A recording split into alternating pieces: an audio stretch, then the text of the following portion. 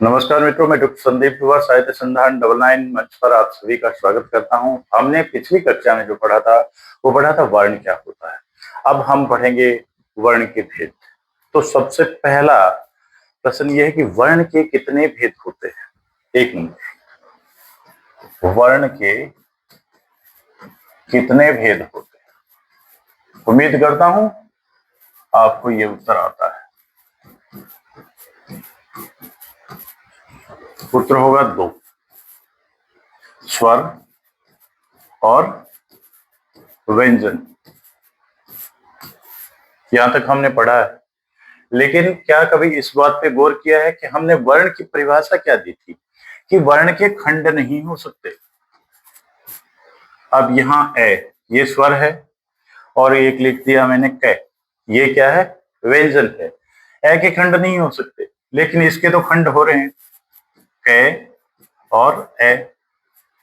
तो फिर ये वर्ण का प्रकार कैसे हुआ, ये सोचने वाली बात है। तो यहां मैं आपको बता दूं कि वर्ण के भेद में जो व्यंजन काउंट किए जाते हैं वो ये वाले नहीं होते। कौन से होते हैं? ये वाले हलंत वाले, गए, घ, न। ये वर्ण है मित्रों, ये वर्ण नहीं। लेकिन फिर भी हम ऐसा क्यों लिखते हैं?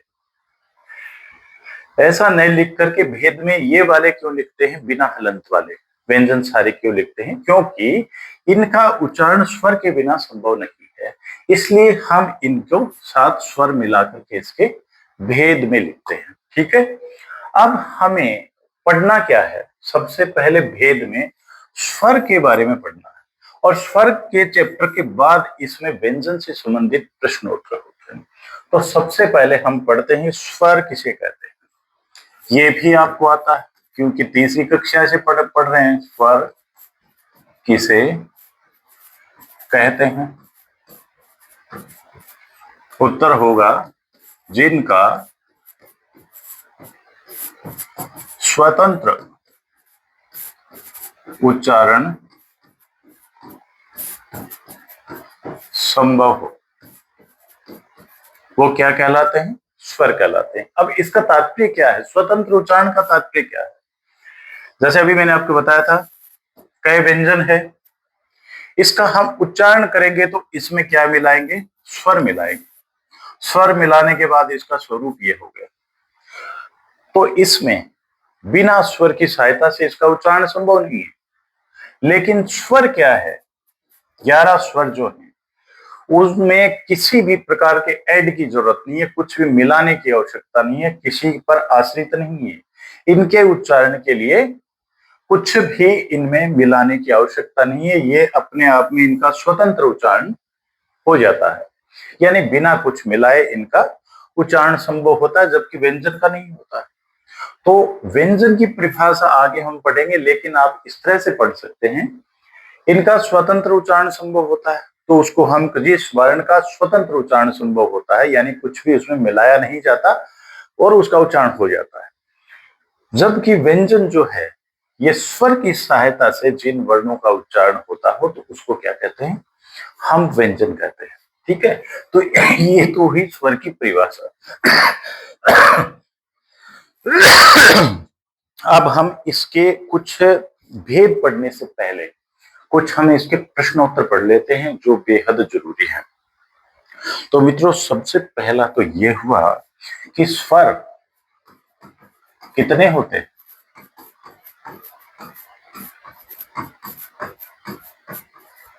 आपका उत्तर होगा 11। 11 स्वर होते हैं। अब इसमें ए, आ, ई, उ, री, ए, ऐ, ओ, औ। आगे जो दो बचे हैं, अंग, ए, ये संस्कृत में होते थे। तो परंपरागत तरीके से यदि परंपरागत स्वर पूछे जाएं तो उत्तर होगा परंपरागत स्वर कितने होते हैं? 13। हिंदी में कितने होते हैं? 11। अब इसको भी समझ लें एक बार, छोटा सा चैप्टर है। हम कभी ध्यान करते हैं कि ये वाला चिन्ह किस पे लगाते हैं और ये वाला किस पे लगाते हैं? इसको बोला जाता है एक बिंदी लगती है, इसको बोला जाता है अनुस्वार और इसको बोला जाता है अनुनासिक। लेकिन इन दोनों में अंतर क्या है? किसी को हम कहीं लगा देते हैं, किसी को कहीं लगाते हैं। तो ध्यान रहे, ये जो है ये नाक का चिन्ह, जैसे एक हम इमोजी बनाया करते हैं ऐसे करके, तो ये तो हो गई नाक और ये हो गया मुंह। जिन वर्णों के उच्चारण में मुंह के साथ नाक से श्वास वायु निकलती हो, यानी कि जिन वर्णों के ऐसे वर्ण जिनका उच्चारण करते समय सिर्फ नाक से वायु निकलती हो, तो उस पर हम नाक वाला चिन्ह लगा देंगे। और जिनमें मुंह और नाक दोनों से निकलती हो तो उस पे चिन्ह लगाएंगे मुंह और नाक दोनों का। इसको चंद्र बिंदु भी कहते हैं। ठीक है, ये प्राय तत्सम शब्दों पर आएगा और ये प्राय तद्भव शब्दों पर आएगा। अब अंतर क्या हो जाता है इतनी सी बात पर, जैसे अंगना लिखा है मैंने, ठीक है, और अंगना, सिर्फ अनुस्वार और अनुनासिक का अंतर हुआ। इसका मतलब तो हो गया स्त्री अर्थ होता है, और इसका अर्थ क्या होता है? आंगन। ये अंतर होता है। अब इनको बोल करके देखें आप, अंगना बोलेंगे तो सिर्फ आपके नाक से श्वास वायु निकल रही, उच्चारण की अंगना। और अंगना, हंस बोल के देखें, हंस मुंह और नाक दोनों से निकल रही है, इसलिए याद रखने के लिए बता रहा हूं। ये वैसे ये मुंह का और नाक का दोनों चिन्ह वही लगेगा जिस वर्ण का उच्चारण करते इसमें मुंह और नाक दोनों से ही श्वास वायु निकलती है। ठीक है, तो ये प्रश्न इसका उत्तर हुआ। स्वर कितने होते हैं? 11 होते हैं। ठीक है,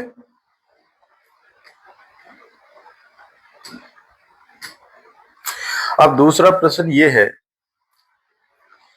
कि उच्चारण के आधार पर स्वर कितने होते हैं?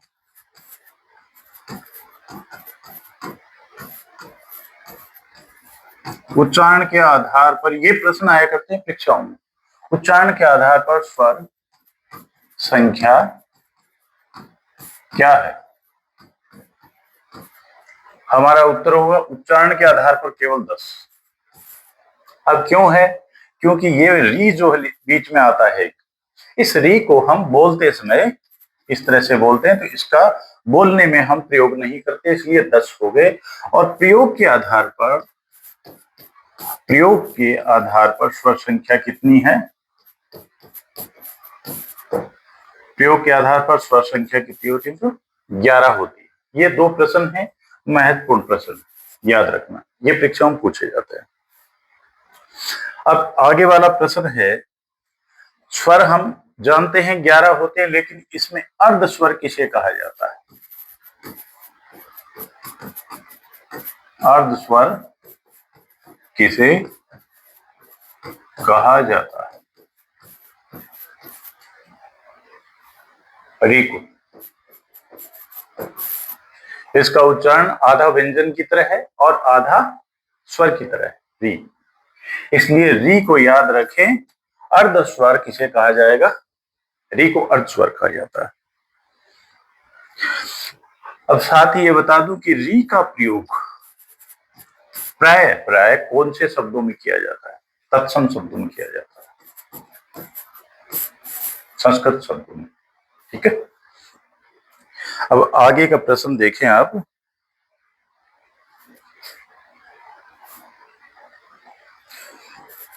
जो ध्वनियां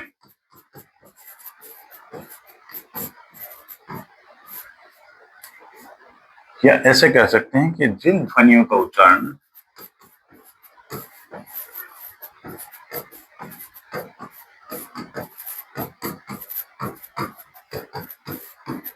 न तो स्वर की तरह ही होता है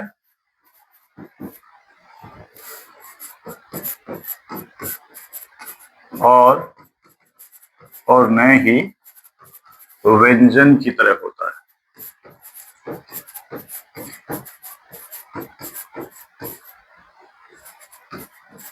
उसे क्या कहेंगे? तो इसका उत्तर होगा अयोगवा।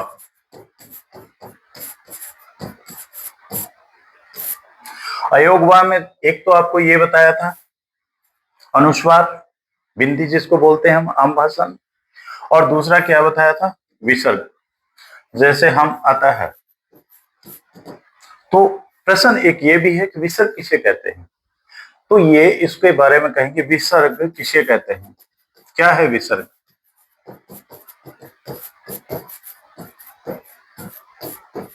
तो हमारा उत्तर क्या होगा इसमें, क्योंकि कई बार ऐसे प्रश्न आते हैं जिसमें विकल्प दिए हुए होते हैं, कौन सा विकल्प सही है कौन सा गलत है, उसमें इस तरह के लिखे आते हैं। तो ये स्वराश्रित यानी स्वर पर आश्रित स्वराश्रित महाप्राण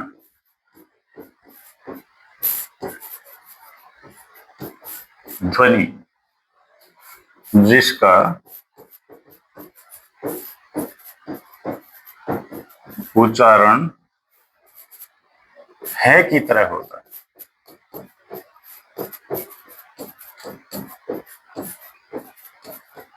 उसको हम क्या कहेंगे, विसर्ग कहेंगे। इसका उच्चारण प्राय प्राय है जैसा होता है, अतः, और कहीं हा की जगह होता है बालाहा, संस्कृत में पढ़ते हैं बालाहा, हा का उच्चारण भी होता है का भी उच्चारण होता है। कुल मिलाकर कहने का मतलब है विसर्ग उसको कहेंगे जो स्वर पर आश्रित एक महाप्राण ध्वनि होती है जिसका उच्चारण होता है जैसा होता है, उसको हम कहेंगे विसर्ग कहेंगे।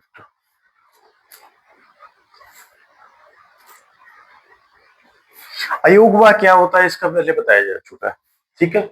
अनुनासिक अनुस्वार ये बता चुका हूं मैं आपको। वैसे परिभाषा लिखने में कोई विशेष नहीं है कि वे ध्वनियां जिनका उच्चारण करते समय श्वास वायु नाक से सिर्फ नाक से निकले तो उसको तो कहेंगे वहां अनुस्वार, और जिन जिन ध्वनियों का उच्चारण करते समय श्वास वायु नाक और मुंह दोनों से निकले तो उसको कहेंगे हम अनुनासिक यानी चंद्रबिंदु कहेंगे, ठीक है। और इसमें अनुनासिक जो है ये प्राय प्राय तद्भव शब्दों पर काम में ली जाती है, और अनुस्वार जो है ये प्राय प्राय संस्कृत के तत्सम शब्दों पर इनका प्रयोग होता है। अब आगे पढ़ते हैं मित्रों स्वर से संबंधित महत्वपूर्ण प्रश्न कुछ, फिर पढ़ते हैं भेद। ये 5 नंबर प्रश्न है कि मूल स्वर कौन से होते हैं।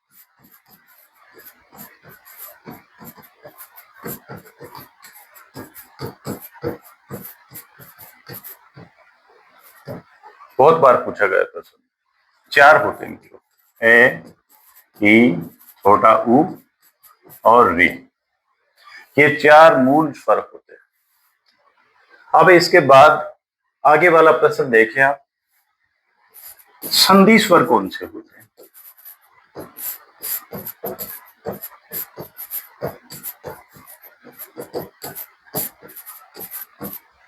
तो इसका उत्तर क्या होगा, ए और ए मिलके क्या बनता है, ए और ए की संधि होकर के क्या बनता है, आ। ई और ई की संधि होती है तो क्या बनता है, बड़ी ई। और ऊ की संधि होती है तो क्या बनता है, बड़ा ऊ। और री की संधि करते हैं तो क्या बनती है, बड़ी री।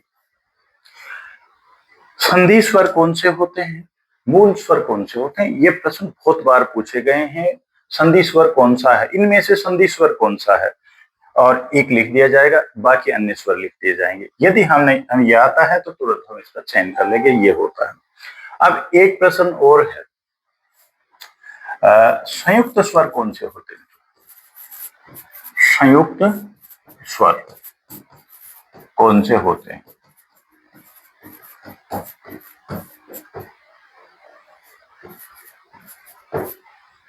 तो संयुक्त स्वर इसका उत्तर होगा ए, आई, ओ और औ। ये 4 क्या होते हैं, संयुक्त स्वर होते हैं। इनको संधि स्वर कहा गया, इनको संयुक्त स्वर कहा गया। ये जो 2 हैं ये समान स्वरों से मिलके बने, जैसे ए और ए दोनों समान हैं, इसमें ए और ई से मिलके क्या बना है, ए बना है। ए और ए से मिलके क्या बना है, ऐ बना है। एस और ऊ से मिलके क्या बना है, औ बना है। और ए और ओ से मिलके क्या बना है, ओ बना है, असमान स्वर है। लेकिन इसके साथ एक चीज पे ध्यान देना, ये सिर्फ कहाँ काम में लेते हैं, हम संधियों में काम में लेते हैं, उपसर्ग प्रत्यय में काम में लेते हैं, विशेष करके संधि में काम में लेते हैं। इसका मतलब ये कदापि न समझे कि स्वर ए और ए आ दे दिया जाए तो इसका तुरंत संधि विच्छेद करके पूछा जाए कि इसमें कितने स्वर हैं, तो आपका उत्तर होगा ये एक ही है। ये पूछा जाए कि ये कितने स्वर हैं, तो आपका उत्तर होगा एक। ये कितने स्वर हैं, आपका उत्तर होगा एक, क्योंकि ये अपने आप में स्वतंत्र इकाई होते हैं। यदि ऐसा नहीं होता तो निश्चित रूप से ए आ ए ई छोटी ई, छोटा ऊ और री के बाद आगे वाले होते ही नहीं, क्योंकि इनसे तो मिलकर हमने बना दिया। तो ये अपने आप में स्वतंत्र इकाई होते हैं। ये भी प्रश्न महत्वपूर्ण है। स्वतंत्र, प्रत्येक स्वर अपने आप में क्या है, स्वतंत्र इकाई। ठीक है। इसके बाद अब मित्रों हम पढ़ते हैं स्वर के भेद। अभी तक आपने स्वर के भेद पढ़े हैं सिर्फ 3, जो छोटी क्लास में पढ़े। अब इसका भेद हम पढ़ते हैं, तो सबसे पहला है उच्चारण, यानी यहां देख लो आप, स्वर भेद। स्वर के भेद पढ़ने से पहले ये जो 4 मैं बिंदु लिख रहा हूं, ये आपको याद होने चाहिए। पहले मोटा खाका है उसको तैयार करो, और फिर धीरे धीरे धीरे बारीकी में चले जाते हो। विश्लेषण से संश्लेषण, संश्लेषण से विश्लेषण। सॉरी, उच्चारण या श्वास की मात्रा के आधार पर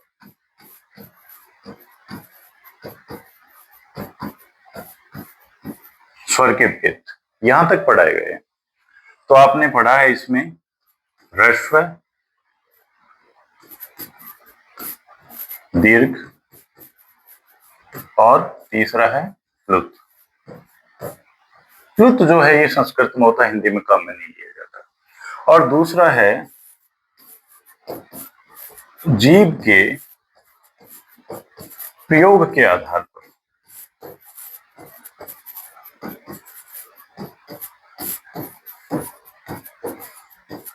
स्वर भेद। 3। अब ये जो दूसरा बिंदु है, इसके फिर 2 भेद हैं। अब बहुत बार ऐसा होता है कि ये प्रश्न कहां से आ गया, तो मैं आपको बता दूं कि स्वर भेद से संबंधित कुछ प्रश्न आते हैं, वो यहां से आते हैं। अब ये है, पहला है जीभ के भाग के आधार पर।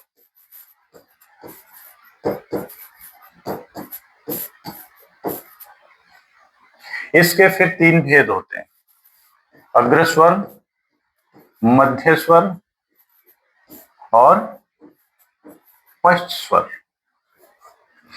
और इसके बाद वाला एक भेद और है, प्रयोग के आधार पर। जीभ के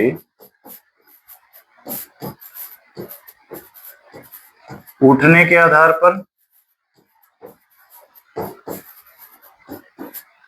या मुखाकृति के आधार पर, मुखाकृति के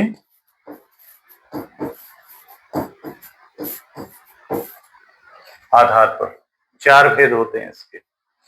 एक है समर्थ, दूसरा है अर्धसमर्थ, और तीसरा है अर्धव्रत,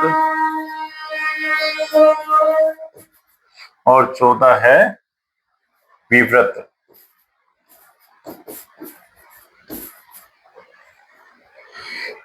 अब इनको हमें पढ़ना है।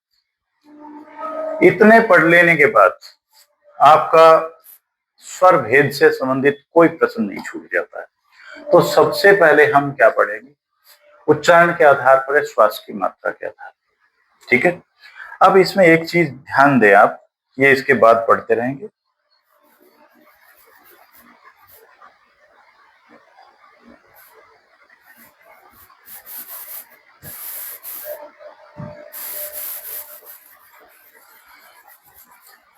ऊपर जो लिखा है मात्रा के आधार, इस मात्रा का क्या मतलब होता है?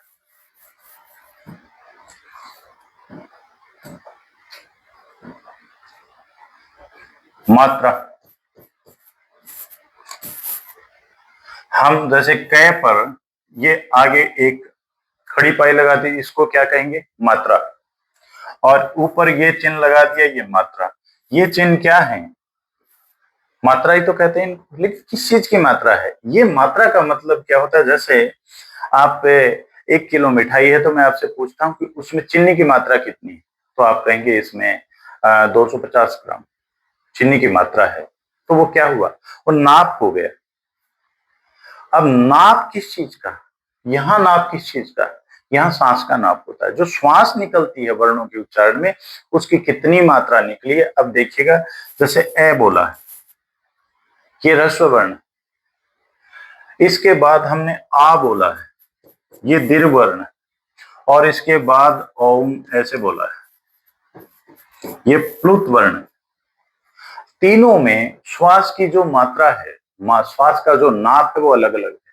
सबसे कम इससे 2 गुना, इससे 3 गुना इसमें। तो श्वास की जो मात्रा है इसमें जो निकलती है, उससे इसमें कितनी निकलती है? मात्रा का मतलब ये मात्रा क्या बताती है कि 2 गुना, और ये क्या बताता है? 3 गुना। तो श्वास की जो मात्रा यानी नाप जो है निकलने का, उसको ही क्या कहते हैं? हम मात्रा कहते हैं। सबसे पहले ह्रस्व वर्ण क्या है, इसको हम देखें, क्योंकि प्राय प्राय ये 3 ही, मैंने जहां तक जाना है बच्चों से, ये 3 ही जानते हैं कि ईश्वर के कितने भेद होते हैं। तो वो बता देते हैं कि 3 भेद होते हैं, ह्रस्व, दीर्घ और प्लुत। लेकिन ये तो सिर्फ एक के भेदोपभेद है। श्वास उच्चारण में जो श्वास निकलती है उसकी मात्रा के आधार पर है। ह्रस्व किसे कहेंगे? ह्रस्व का मतलब क्या होता है? 1 नंबर, जिन स्वरों में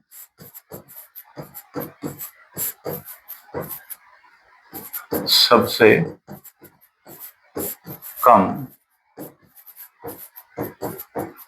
श्वास निकलता है,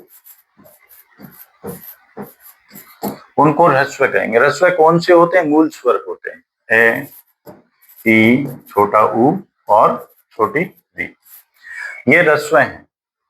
अब इनके जो बड़े वाले हैं, इनके महाप्राण जो हैं, उनको क्या कहेंगे? दीर्घ।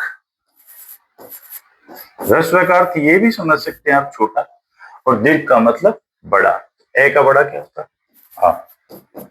ई का बड़ी ई, और ऊ का बड़ा ऊ, और री की बड़ी, ये दीर्घ। तो इनकी परिभाषा क्या होगी? जिन स्वरों के उच्चारण में ह्रस्व स्वरों से 2 गुना समय लगता हो, तो उसको हम क्या कहेंगे? दीर्घ। ठीक है। और प्लुत, इसकी परिभाषा भी बड़ी सिंपल है।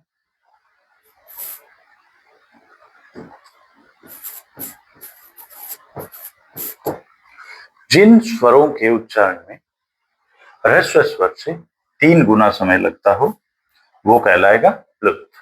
एक ह्रस्व से 2 गुना समय लगता है, उच्चारण करते समय श्वास की मात्रा दुगनी निकलती है, उसको कहेंगे दीर्घ। और ह्रस्व से 3 गुना सांस की मात्रा निकलती है, तो उसको कहेंगे हम प्लुत। ये भेद हुआ सिर्फ एक, उच्चारण के आधार पर या श्वास की मात्रा के आधार पर। कभी भी ये नहीं पूछा जाएगा कि स्वर के कितने भेद होते हैं। यदि प्रश्न आएगा इससे संबंधित, तो पूछा जाएगा कि उच्चारण या श्वास की मात्रा के आधार पर स्वर के भेद कितने होते हैं। ठीक है। अब दूसरा हम भेद पढ़ रहे हैं जीभ के प्रयोग के आधार पर। जीभ के प्रयोग के आधार पर स्वर के कितने भेद होते हैं?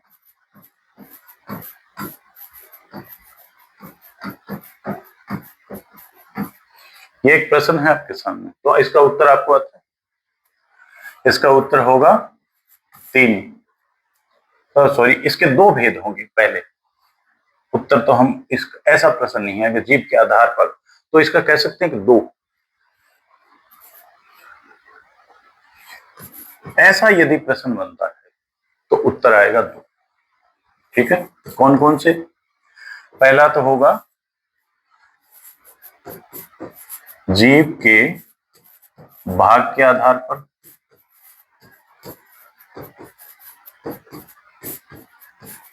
और दूसरा होगा जीभ के उठने की स्थिति के आधार पर। ठीक है, अब इन दोनों को हम पढ़ते हैं।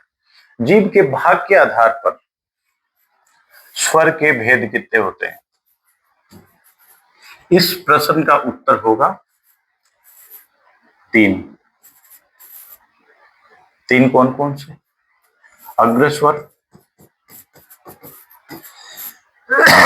मध्य स्वर और पश्च स्वर।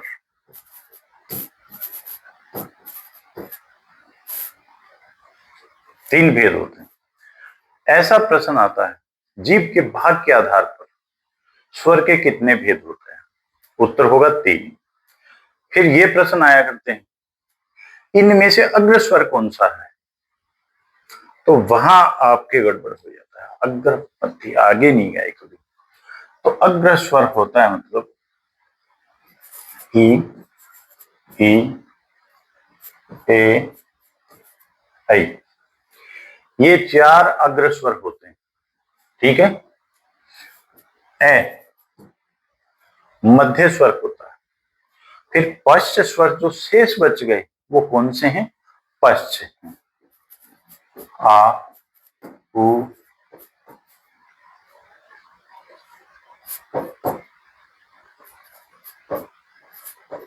ये सॉरी एक मिनट,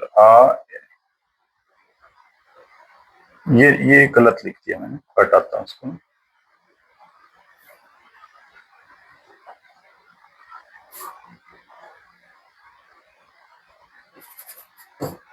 ओ, औ और आ ध्वनि, ये जो हैं ये पश्च स्वर हैं। अब इसमें 3 प्रश्न होते हैं। एक दे दिया जाएगा आपको, जैसे ऊ दे दिया और पूछ लिएगा इनमें से ऊ क्या है? अग्र स्वर, मध्य स्वर, पश्च स्वर। तो यदि आपको याद है तो आप तुरंत कहेंगे ये पश्च स्वर है। 4 दे दिए जाएंगे, मान लो ये 3 तो ये दे दिया, एक ये दे दिया और पूछ लिया गया कि इसमें पश्च स्वर कौन सा है, तो आपका उत्तर क्या होगा? ऊ। या फिर ऐसा भी हो सकता है 3 ये दे दिए, एक ये दे दिया, आ, उ, ई। इसमें से अग्र स्वर कौन सा है? तो आपका उत्तर होगा ई है। ये याद करने वाली बात है। और यहीं आकर के प्रश्न प्राय गलत होते हैं। ये थोड़े याद रखने में भी कठिन होते हैं, लेकिन नामुमकिन कुछ नहीं है। अब इसमें ऐसा लिखा क्यों है? अग्र स्वर क्यों कहा गया, मध्य स्वर क्यों कहा गया है? इस पे ध्यान दीजिएगा कि जो जीभ होती है, जब हम बोलते हैं तो जीभ जो है वही उच्चारण करती है। समझ लो पेतन स्थानों के पास से हवा गुजार करके टेढ़ी मेढ़ी होकर के जो हवा निकलती है, बांसुरी में निकलती है, वैसे इसी से उच्चारण होता है। उच्चारण में जीभ ही सहायक होती है। तो जीभ का मान लो ये अग्रभाग है, बोलेंगे तो ई। आप ध्यान करें कि आगे का भाग सक्रिय होता है। ई, ए, ऐ, आगे वाले भाग थोड़ा सक्रिय होता है। ए बोलेंगे तो जीभ हिलती नहीं है, ए बीच से उच्चारण हो रहा है। और आ, उ, ओ, औ, आ ध्वनि, इनके उच्चारण में आप देखेंगे जीभ का पश्च भाग जो है वो सक्रिय होता है। तो इनको इस आधार पर भी विभाजन किया गया है। अब इससे आगे वाला जीभ के भाग के आधार पर दूसरा भेद कौन सा है? जीभ के उठने की स्थिति के आधार पर। अब एक भेद तो हमने कौन सा पढ़ा है? जीभ के भाग के आधार पर पढ़ लिया। ठीक है, अब दूसरा हमें पढ़ना है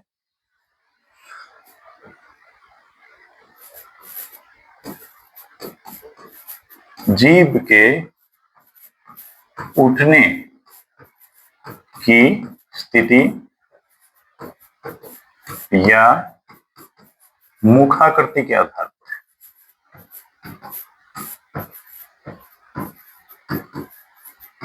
ये नेक्स्ट, जीभ कौन से स्वर का उच्चारण करते समय कितनी उठती है और उस समय हमारे मुंह का जो आकार है वो कैसा होता है, वृत्ताकार होता है कि नहीं होता है, किस प्रकार का होता है, विवर्त होता है, स्मर्त होता है, अर्धवृत्त होता है, कैसा होता है। तो इसमें पहला है संवृत्त स्वर। संवृत्त स्वर कौन से होते हैं? ई, बड़ी ई, उ, उ, ये होते हैं संवृत्त स्वर। और दूसरा है अर्धस्वर स्वर।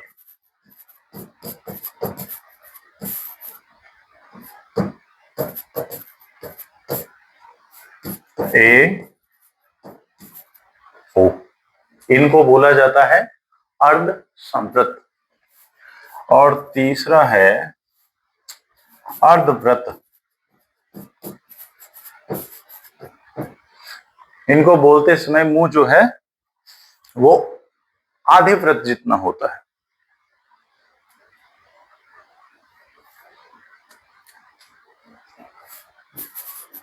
ए, ए, ओ और आ ध्वनि। अब इसमें से एक और बचता है, तो वो क्या होगा? 4 विवृत स्वर कौन सा होता है? इनमें से बचा क्या है? आ बचा है, तो ये क्या होता है? विवृत स्वर होता है। ये वाला जो है ये आ ध्वनि है, जैसे कॉलेज, ऑफिस, इसमें हम काम में लेते हैं वो वाली आ ध्वनि। अब स्वर के मित्रों जो भेद आपने पढ़े हैं वहां तक सीमित नहीं रहना है, क्योंकि जो प्रश्न पूछे जाते हैं वो वहां तक सिर्फ छोटी क्लासों में पूछे जाते हैं। कभी भी किसी एग्जाम में ये नहीं पूछा जाएगा ह्रस्व स्वर कौन सा है, दीर्घ कौन सा है, क्योंकि ये तो 5वीं क्लास तक का लेवल का मामला है। यदि किसी प्रतियोगी परीक्षा दे रहे हो तो ये वाले भेद आपको तैयार करने ही करने पड़ेंगे। यदि इसमें से प्रश्न आता है उसको सही करना चाहते हो तो ये भेद आपको तैयार करने पड़ेंगे। तो ये था मित्रों स्वर किसे कहते हैं और स्वर के भेद कौन कौन से होते हैं, मूल स्वर कौन से होते हैं, संधि स्वर कौन से होते हैं, संयुक्त स्वर कौन से होते हैं, अर्ध स्वर किसे कहा गया है। जितने प्रश्न बन सकते थे ये इसमें पुटअप किए हैं। और इतने याद यदि आप कर लेते हो तो समझ लेना आपका जो स्वर का चैप्टर है वो कंप्लीट है। तो मित्रों अगले वाली क्लास में हम इसी तरह से व्यंजन भेद पढ़ने हैं। व्यंजन किसे कहा जाता है, व्यंजन के किस किस आधार पर भेद हैं, बड़ा प्रयत्न स्थान क्या है, कौन से व्यंजन का उच्चारण स्थान क्या है, कौन से उच्चारण महाप्राण है, कौन सा व्यंजन महाप्राण है, कौन सा अल्प प्राण है, कौन सा सघोष है, अघोष है, वो सारे व्यंजन के भेद हैं। तो हम अगली क्लास में व्यंजन के बारे में विस्तार से और बारीकी से पढ़ेंगे। आज की क्लास यहीं पे। धन्यवाद।